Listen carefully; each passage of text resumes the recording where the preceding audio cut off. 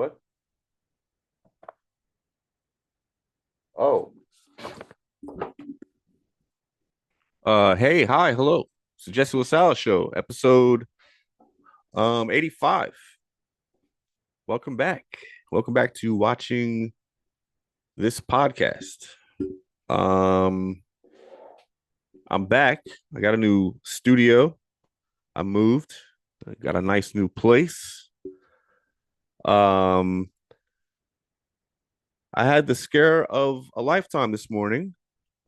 I encountered the first roach of the condo experience.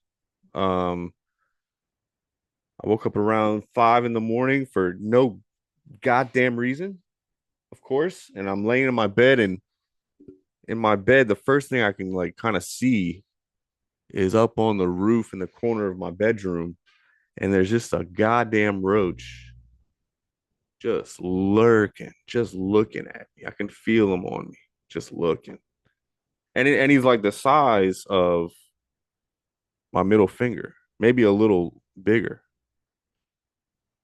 And this guy, I mean, my heart starts pounding. I get up and I have like two swipes at this guy with my slides. So I throw the first one and it bounces sort of to the left. He just kind of moves a little bit. Then I got the other one and I got a little bit closer and I tried to just power slap him, right? I failed miserably. But he did fall into my clothes hamper. I thought he did. So I ran and got the damn bug spray, the Bengal. Hand me the Bengal. I just I run back, and so I think he's in my clothes hamper. So I start kicking the hamper, trying to get him to run out, and he's not budging. So at that point, I have a sliding glass door in this room, and my clothes hamper is right there. So I open the sliding glass door and I kick the hamper out, and then I shut it. This is 5 in the morning, by the way. So I wake up Maddie. She's all mad at me. Rightfully so. I was making a lot of noise. And so this fucking roach, I'm thinking he's out, right? So later it's not sitting well with me. And so I go looking. I'm thinking maybe he's like on the inside of one of the curtains or something. So I go, and sure enough, I turned on my closet light. This motherfucker's just standing up in the corner of the closet now. So I grabbed the Bengal bug spray, and I mean, I held it down for at least, you know, 18 seconds. And this is in my closet. All my clothes are gonna smell like straight up poison. This poisonous chemical as my cologne for the next month or so. But the roach fucking dropped, and it was so big it sounded like it was like Jesus. And then it's like still kind of scampering around. My cat came in. I was like, get away from this poisonous roach. And yeah, I went and got my vacuum cleaner and I vacuumed his fat, disgusting, dying ass up. He's probably still alive inside the receptacle there. Just oh fuck, I'm dying. That was terrible. And the AC uh died last night. It was working fine all day yesterday. And last night I went to go, turn it up or down and just no air. Or no cold air. It's just blowing air. Just fucking when you go up to I'm sorry. Whenever whenever you fart and it doesn't clap any cheeks, it's just like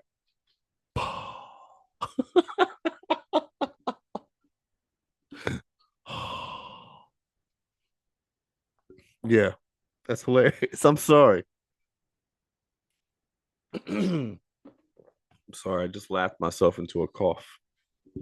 Yeah, I like that. Just thinking about that of a fart. All right, I'm sorry. I'm sorry. My head's out of the gutter. This is a goddamn professional show. My first guest back was one of my directors, my acting directors. When I was a thespian. She is an amazing director. Does all kind of work with children, getting them involved with Shakespeare, and she's a great actress herself. And she was a great guest on my show. So this is before I had my setup the way it is. It's kind of embarrassing. Um, you'll see. It's just I have a monitor set up on a Tupperware container, and that's how I recorded the show. And then I lost the whole first part, so I had to go and find it, and then I had to record just the screen because I couldn't find the actual file. So it's ridiculous, but we're now back and better than ever. Here's episode 85 with Amy Waguespack. Oh, by the way, hey, hi, hello. Welcome back to the Jesse LaSala Show, episode 85. My guest today is Amy Waguespack. How many times do people mispronounce your name and how pissed off do you get by it?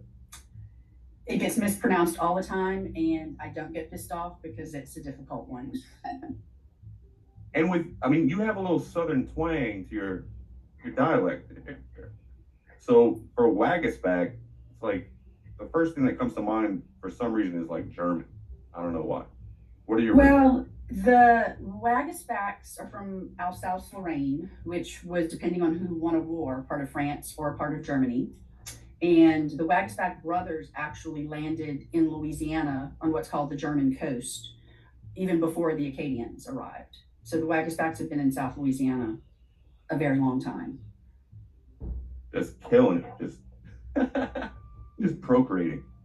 Okay, so back to how we met. So how old you, if you had to guess, our first production together, if you will, how old do you think I was? I want to say you were 17 or 18. Because I think you were Okay, either about to be a when I senior. played bottom, Yes.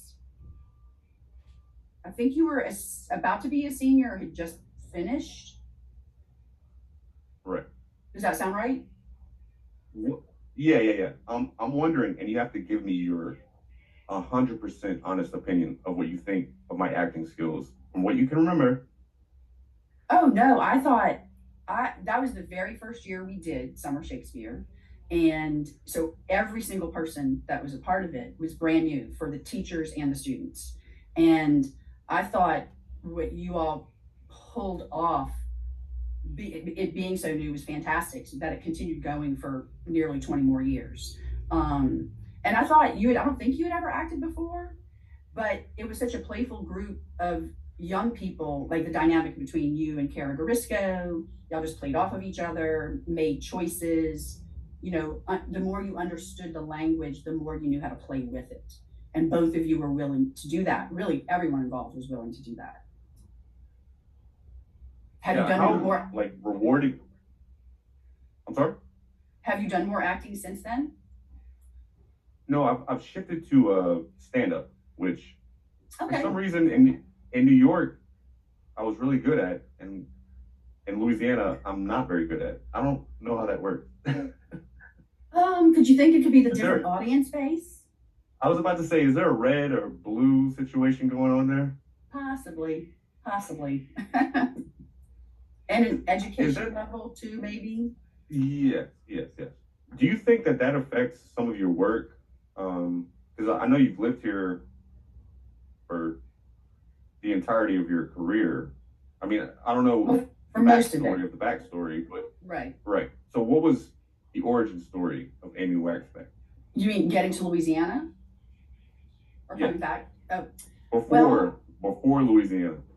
okay. So, well, I mean, I was born and raised here, and then ended up living in Maine for a number of years, which is where my daughter Harmony was born. I finished my undergraduate degree in Maine and then went directly to graduate school in New York, where I got my MFA in theater. Went back to Maine, and with a fellow graduate student, we started a small professional theater company called Acadia Annex. And we hired actors between New York, Philadelphia, and locally, and taught part-time adjunct at the university there.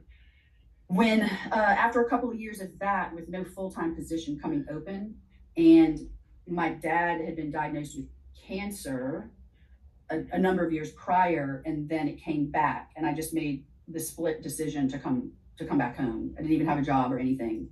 Harmony and I just packed up and headed down here. And then after being here for, I guess, I landed in December. I want to say by that August, I had gotten an adjunct position at what's now UL Lafayette. So that's kind of how, USL. Yep, it was USL. It changed while I was there, the name change. And then I met your dad there. Yeah. Okay. Yeah, I was about to say, how difficult was it working with the man, the myth, the legend, Hector LaSala? Easy. Awesome. I think we had just the best, and we kept continuing to work together, the entire time. I was inspired. The first time we actually worked together, I saw a display of his, I think it was his freshman students' work. And I was kind of like mesmerized by it. And I think introduced myself, approached him and asked, is there a way we can turn some of these into larger things for a production of The Tempest that I directed at the university? And then we were collaborators from then on. I think we just got each other aesthetically. Yeah, I think his mind and the way he works on a fundamental and also like basic level, like trying to make the most out of the smallest amount, but make it powerful. Yes. I think that's what his set pieces were. Yes, absolutely. And for summer Shakespeare, Shakespeare was originally very simple, right? The Globe didn't have really set pieces. It was the actors and the costumes and the interaction with the audience and things like that. So yes, his I'm kind of a minimalist as a director as far as what I want for my designer. And so I think we just clicked in that way. Yeah. Well, okay, so there are many factors that brought you to being so successful in directing, but there is a side of you, I'm sure you've gone out for auditions before, yes? Yes. And can you describe any of those, either ones that you were like walking out of, like, dude, I nailed this, or you walk out and you're like, I was terrible, and then how did those experiences actually play out? Well, I don't know. I always feel like I give it my best. So as far as nailing it or not nailing it, I know definitely, and it's been years since I've done this, but auditioning, when I moved to New Orleans, I started to dabble auditioning for some film a little bit. And sometimes you'll walk into an audition and go, oh, I'm way too old.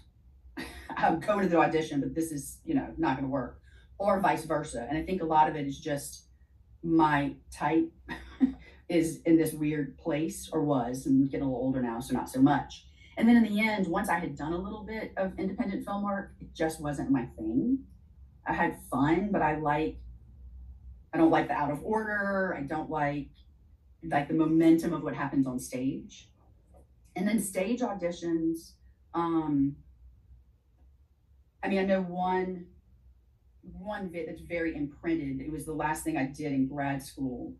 And it was a production of Angels in America, and Martha Banta, who had been the assistant director on the original Rent, was a guest director.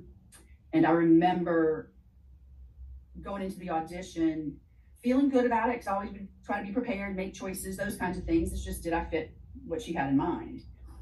But it meant a lot that not only did I get cast, she kept some of the choices I made in my audition in the production.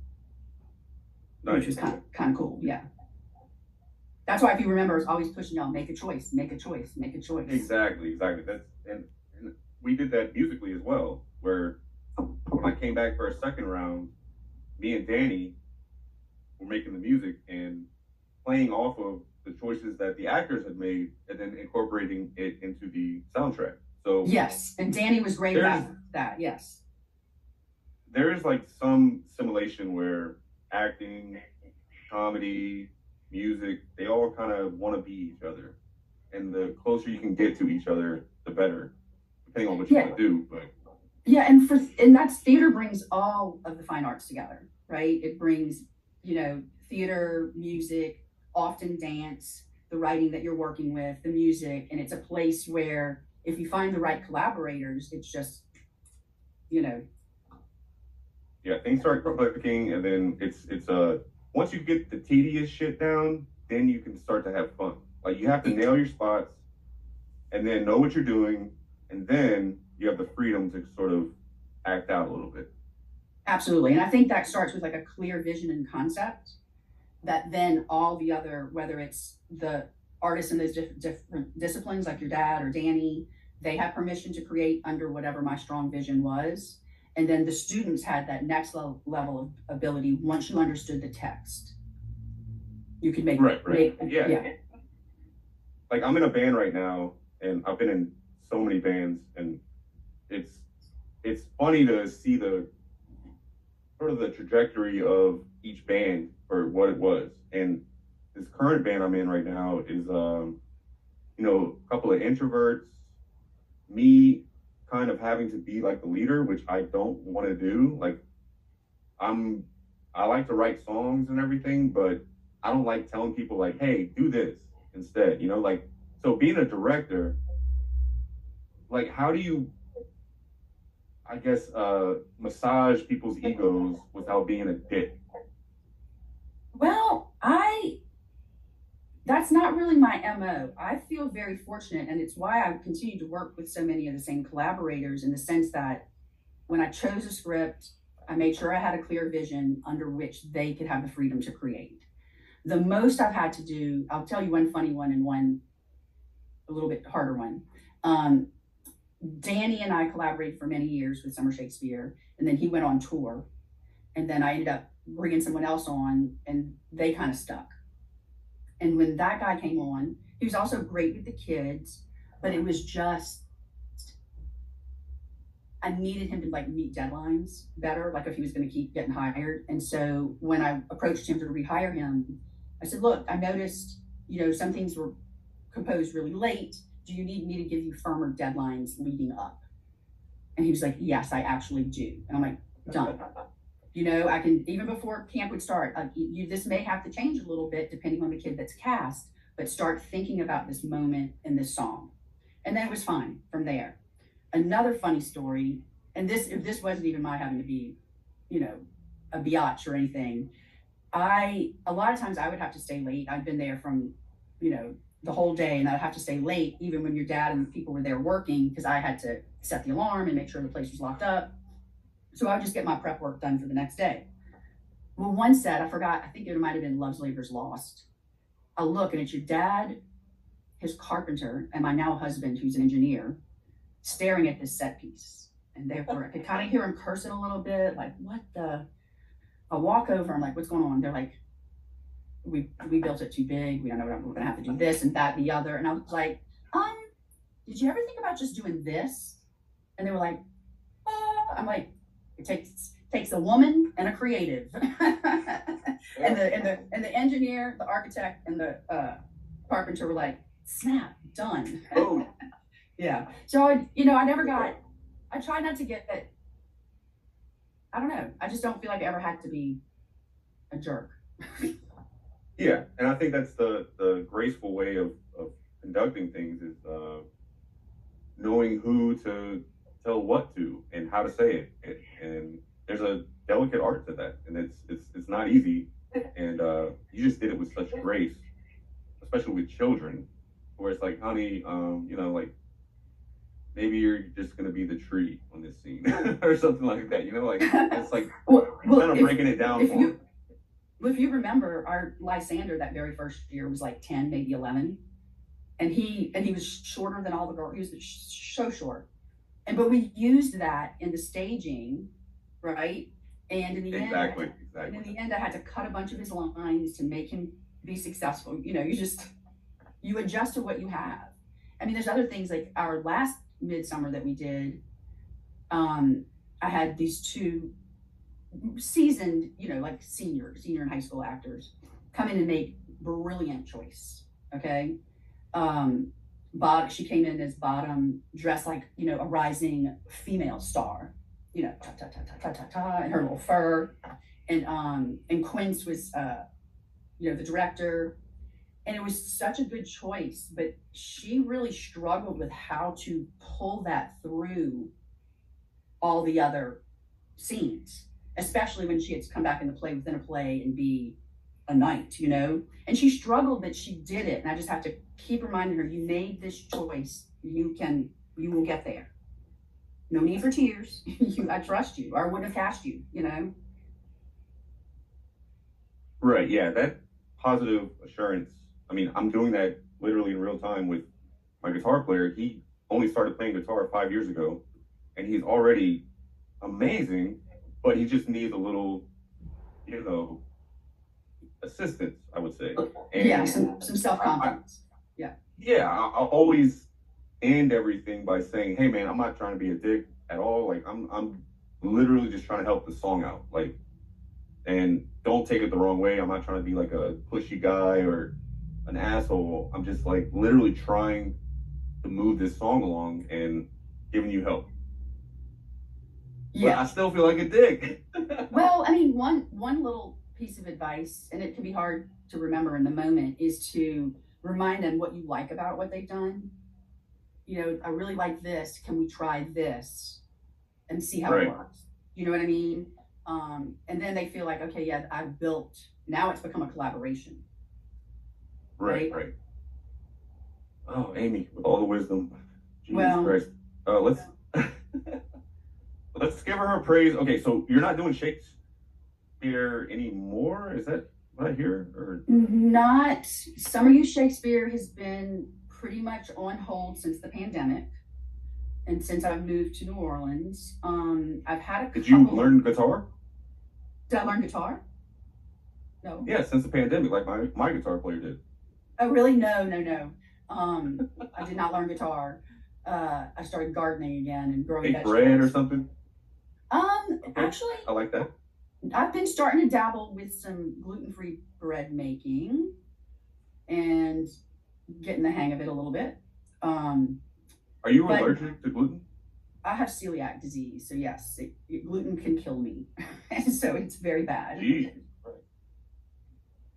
I've gotten onto the keto diet, which is just meat basically, and I hate bread. Like I'll go to Jersey Mike's and get a sub and just take the bread off and just eat the meat and lettuce and tomato.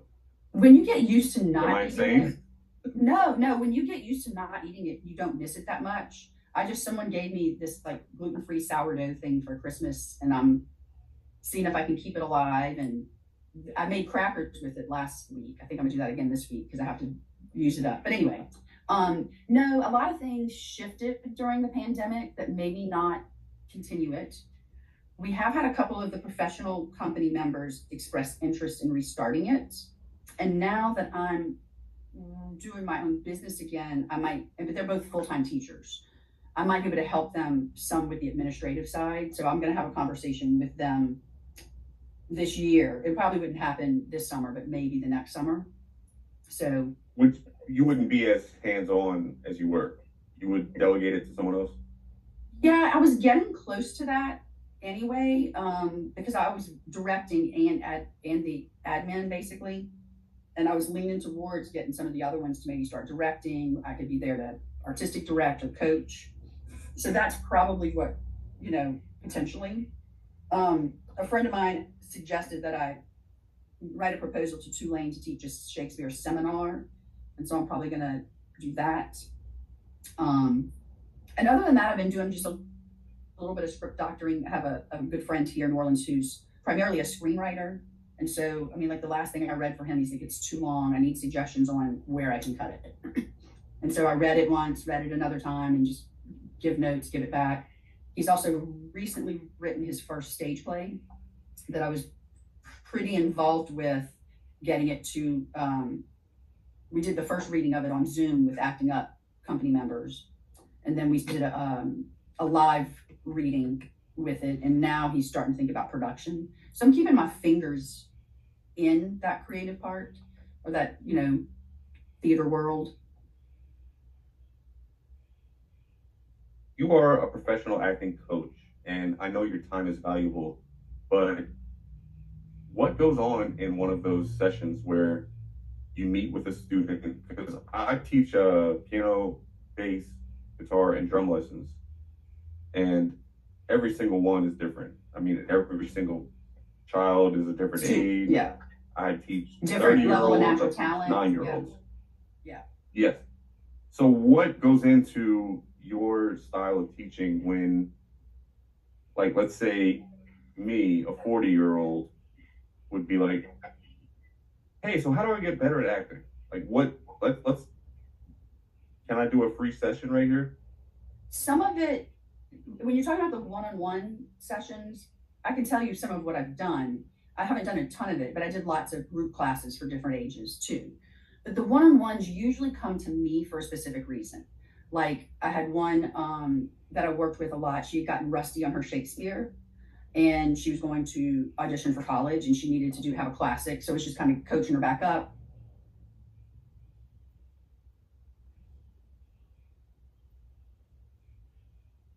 She just kept getting cast in the chorus, and her mom wanted her to have some tools to see if she could take the next step. And so what I did with her, apparently in a lot of kids musical theater, they focus on like the emotion of what's going on. I said, no, you need to concentrate on the action. That's what's interesting. That's where you can make a choice. What is this character doing? The emotion will follow, right? I coached her, boom, she got a lead. But it took a while for her to really get that, because all she had heard is understand the emotion. I'm like, nope, nope, nope. If you know the action and why something is happening and why you're doing it, the emotion will follow. And that's what I would, even if you came to you, I want to get better. I'm like, okay, back to making choices. This is an example I would use a lot. When you first started driving, just imagine, and you wanted to take the car, and you're going to your parent. That's your objective. You want the car to go out. What's the first, I'm asking, you're going to do it. Okay, tell me, Jesse, what did you do? I'm the parent, you're Jesse. Mom, Blake, he's having a get together, and I think there's gonna be like a drum set up, and like he said I could play it. Can I take the car, please? When is this, Jesse? So it's like 7:30-ish, and I mean I can be back by like 10. I don't know how these jams go. Jesse, it's a school night. I think maybe if it were on a weekend, maybe, but it's a school night.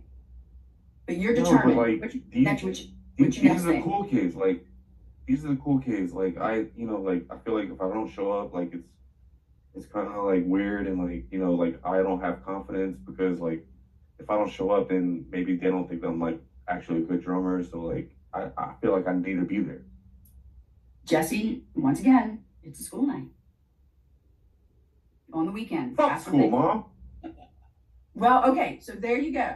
You go from either like asking nicely, a little bit of begging, lashing out is what I would say, and then maybe later you go sneak the car out. True. So suddenly it's one objective, and it's just a request, a beg, a lash out, a sneak, right? And so understanding and using those action verbs. Does that make sense? That's my biggest. Yeah, and it's also I mean, teenage rebellion it has to be like the easiest part to play, because everyone's been there. I mean, if no one has hated their mom or dad in their life, I don't think you're a real person. But no, in other things, it's like I'll always like start every class with understanding trust, understanding improvisation, because down the road that's going to help you be able to make a choice. start teaching about objectives and all those different, constantly reminding, what are you doing, right? Because it's going to lead to your literal actions. Like, I think about bottom, you stuck that big old butt up, and do you remember that? And Kara laid on it. That was a choice, right? And it was awesome. I stole that from someone, though. I stole that. I was the original act. It's okay. Remember who it was? No.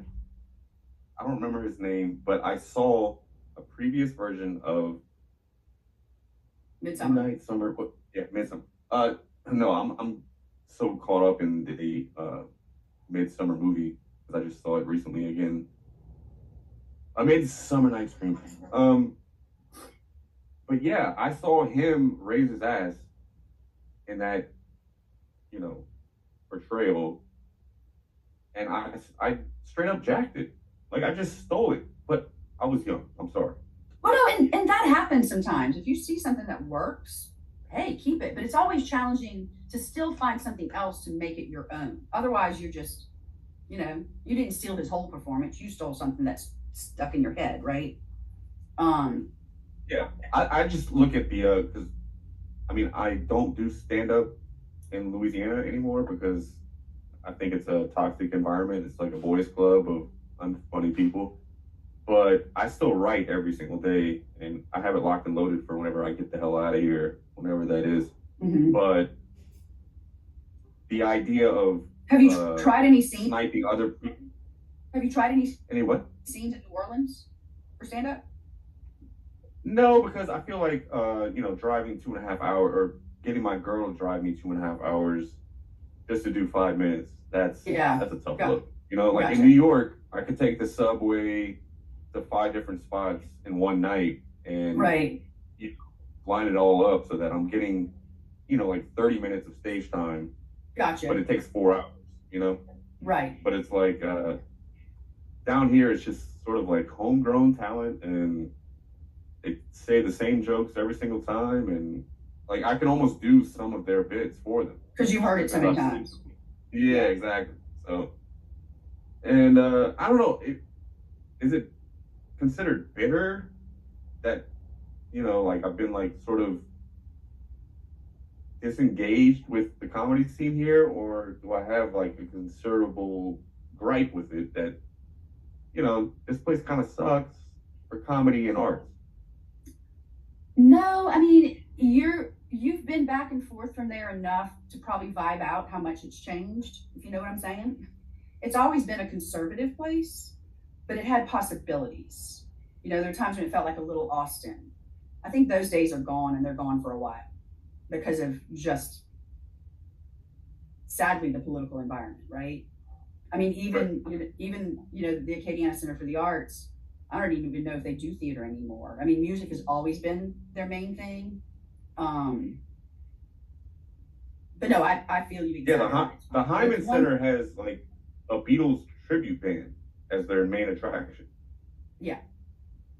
I love the Beatles. But it's also what the hell are we doing here? But it's another reason I didn't restart up after the pandemic. Back in Lafayette, it was just like, when I go now, and I have a grandchild, I want to go and be with family. I don't want to be working all the time when I'm there, and time to pivot, So no, I feel you. Yeah. And also trying to establish a music career here too is like, well, if you don't play fucking country or Zydeco, good luck. It's like, that's all people want to hear over here. And yeah, and the days when, like I don't even know how, like I can remember like when the Givers were up and coming, right? They would draw crowds, and that would have some excitement. But I don't even know if that would draw right now. Do you know what I mean? Like, right. I don't know. Yeah. It might. So yeah, I think just a lot has changed there. Well, okay, so do you have another 30 minutes for me? Yeah, I could probably do that. Are you sure? You can say no. Yeah, no, or we can cram the whole Trump thing down in 4 minutes, but I think you have more to speak on. Let's say I have it till 1. Which is about 25 more minutes, 20 minutes. Got you. All right. We'll be right back. And we're back with the Jesse LaSala Show, episode 85. My guest today is Amy Waguespack, probably the most profound and just excellent people that I've ever known in my life. Amy, how say you? I'm good. That's very kind of you to say. I'm well. See, you don't like taking compliments, huh? No, I do, but it's the same. Okay, so we were talking about theater because I was like the director and the admin of the programs. I would always be the one to get interviewed or whatever, and it's such a collaborative thing that it's not just me. Do you know what I mean? Yeah. You had that experience with me, but you had that experience with Danny and all the other people. I was Djalma that first year. Um, that experience was around everything. Does that make sense? Yeah. Uh, does someone like you, who is such a creative force, watch something so trivial as the Golden Globes, which I just watched a couple weeks ago, and give your thoughts. I I haven't watched in a while. Now I will. I always go look at the nominees and not just the winners, but the nominees to like get ideas of shows that I might want to check out. Um, but mostly it's like my husband's not going to sit down and watch that. He's going to want to watch Landman or The Pit or something else, which is fine. I enjoyed those. They're good acting. You want to see Billy Bob Thornton's But butt? I don't think I saw his butt. Oh, spoiler alert. Sorry. but um, but yeah, it's like I'm not opposed to watching them. If other people were hanging out, I'd watch. But I'm not compelled to watch. But so you're talking about the What collaborative did you think of it? effort. I mean, I watched it for the theater of it. Like just like, wow, look at all these famous people, actors who are inherently kind of crazy. I'll put myself in that category, but they're also super famous. And you have Nikki Glazer kind of roasting them, but also being like, I'm sorry, I love you, blah, blah, blah. And what is your favorite film that you've watched this year? Ooh, that's a good question. I'll tell you the one I'm waiting to see that I haven't seen is Hamnet. Ah, yes, that's next on our list. We did Yes. we did one battle after another last night because too many podcasts that I And it was was as listening good as people to, say. they keep like trying to spoil it for me. So I have to like pause the podcast and be like, I don't want to know. I don't want to know. So finally last night we sat down and watched it. Here's the problem though. Movies are getting too long.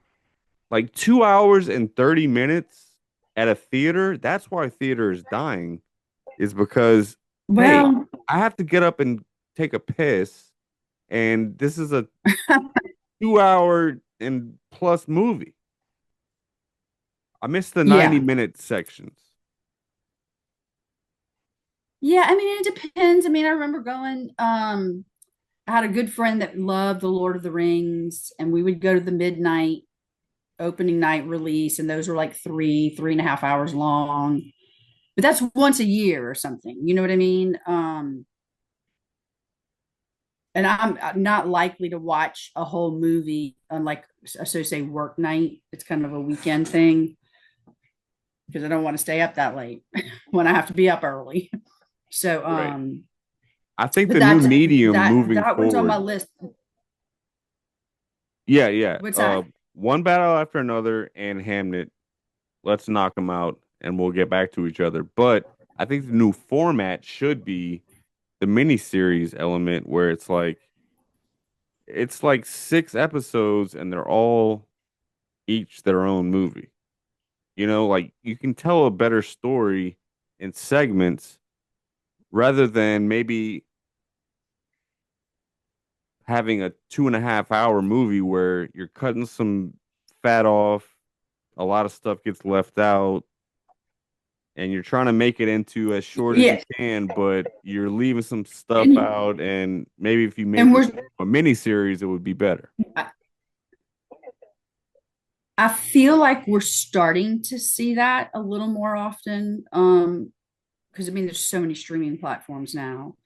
Um, and I think it's going to be something that catches on more and more. Like I heard, I forgot just recently that they've recast and are redoing the Harry Potters, but they're going to do them as like mini series. Like each movie is now a mini series, so you can get into more of the detail. And um, yeah, no, I'm a fan of that also. Of like keep and the BBC, like you'll watch certain series for them, and it's like each episode's like an hour and a half, but there's only 4 to 6 episodes, right? Exactly, but So they make it count. It's like everything is meaningful. Like yes, there's no bathroom breaks. Like if I have to go to the bathroom, I'm pressing pause because I don't want to miss anything. right, and that's the difference between being able to watch it at home and going to the movie theater for a really long movie, right? Right. I mean, and the popcorn is $17. So, Yeah, that too. all right, I know you have to get out of here. I'm sorry for taking up so much of your time, but this is the last segment where I ask you dumb, ridiculous questions that also I'd like to know the answers to.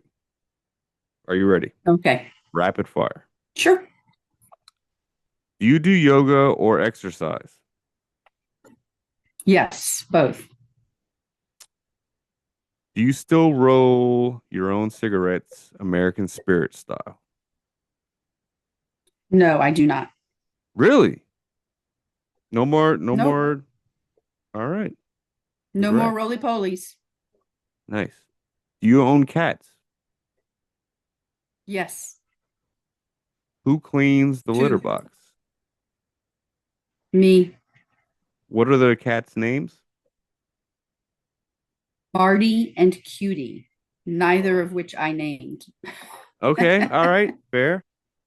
Mine are Bosco, Cookie, and Cinnabon because we kept the Aw. sweet treats My incorporated in the aw. name. But Mine are yeah, both very old. Yeah. well, you got to get a kitten now, or else you're gonna discover heartbreak.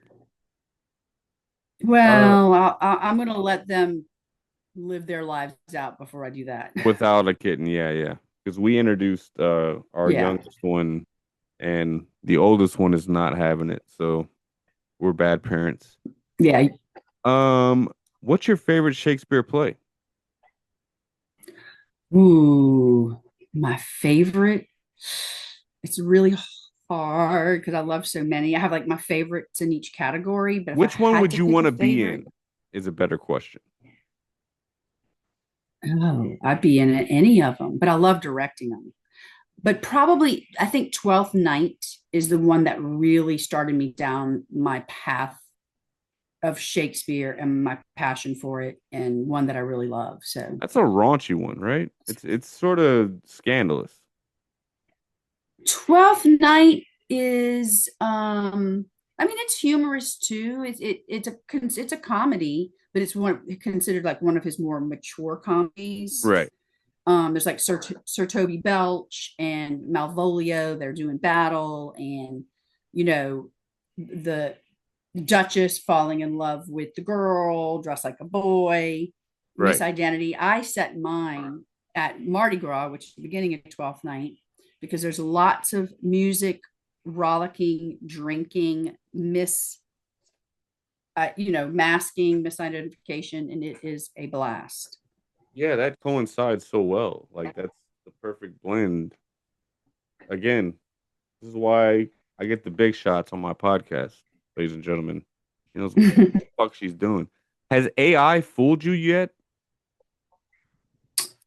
Not that I'm aware of. I'm so far pointed out to people like, yeah, no, that's not real. That's AI. So far it hasn't. But I have pointed it out to other people that, yeah, no. I'm sure it's coming though, because it's. It's only gonna get better. I mean, and shadier and weirder and ugh. Uh, yep, yep. When was the last time you threw up?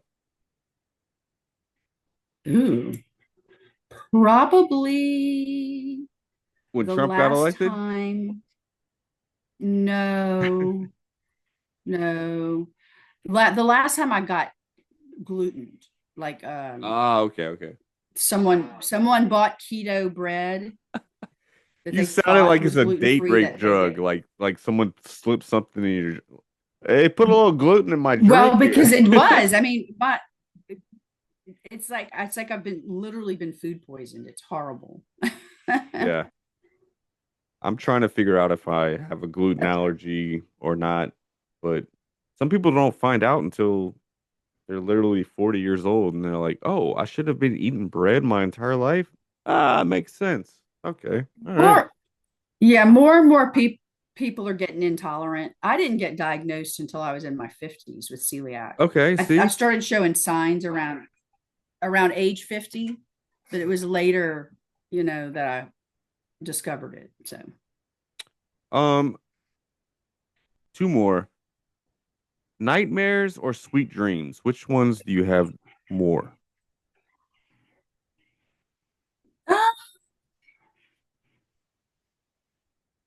guess I'd have to say sweet. Mine tend to be more bizarre mixes. I guess you could say, I like, like that. you know, did that? I don't know. It's like a journey. There's some good parts and then weird parts and then scary parts, but I don't remember like having like a nightmare like in a long time. When was the last time you had? Although you would think with the crazy world around us, but Right, right. What about deja vu? How often does that occur? deja vu is more rare now.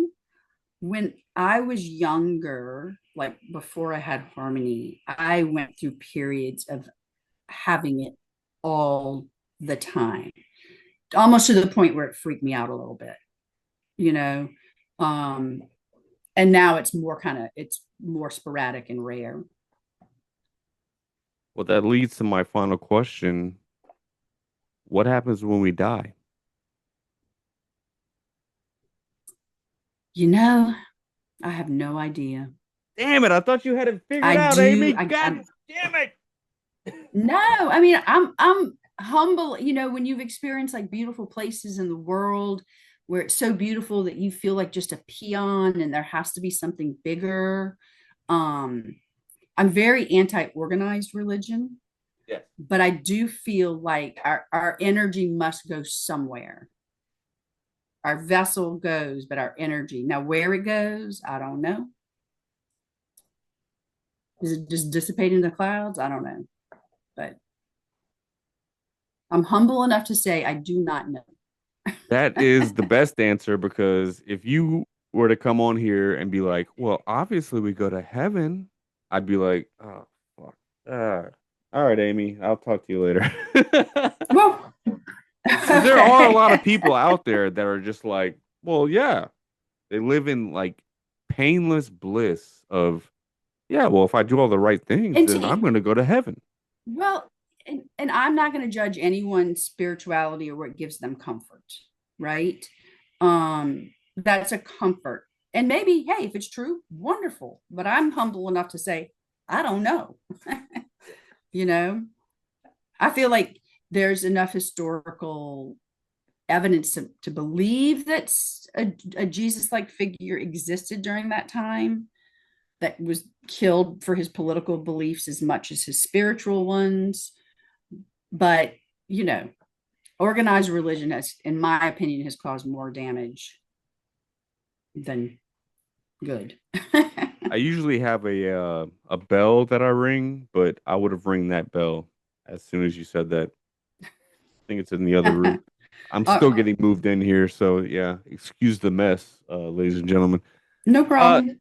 thank you so much for being on the show. I know it was a bit of a pain in the ass with all the, you know, Zoom shit, but after not speaking to you for so many years, not out of contempt or anything like that. We didn't have like a sexual drama.